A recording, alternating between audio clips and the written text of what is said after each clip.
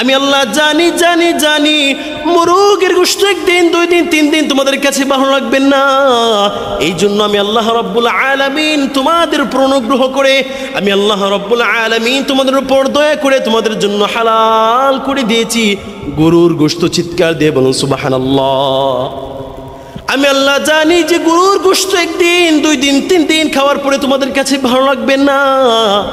এই জন্য আমি আল্লাহ রাব্বুল আলামিন তোমাদের জন্য হালাল করে দিয়েছি উটের গোশত। চিৎকার দিয়ে বলুন সুবহানাল্লাহ।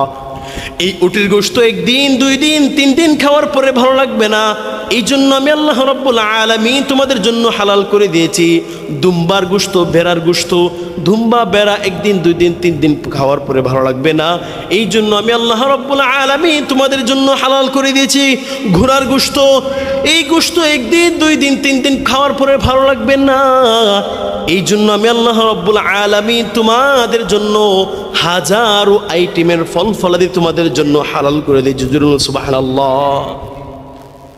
এই জন্য ভাইয়ার আমার, আল্লাহ তাআলা আমাদেরকে কত রকমের নিয়ামতের মধ্যে ডুবন্ত রেখেছেন, আর আমরা কত নিয়ামতের মধ্যে ডুবন্ত, এটা কোশ্চিনকালও হিসাব করে শেষ করা যাবে না।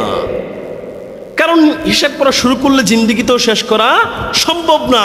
আল্লাহ রাব্বুল আলামিন আয়াতের মধ্যে বলেই দিয়েছেন, ইন তাউদ্দু নি'মাতাল্লাহি লা তুহসুহা, যদি তুমি আমার নিয়ামতকে গণনা করতে শুরু করো কোশ্চিনকালও তোমাদের পক্ষে সম্ভব হবে না। আমি আল্লাহ তোমাদেরকে কত নিয়ামতের মধ্যে ডুবন্ত রেখেছি তা গণনা করা শেষ করা।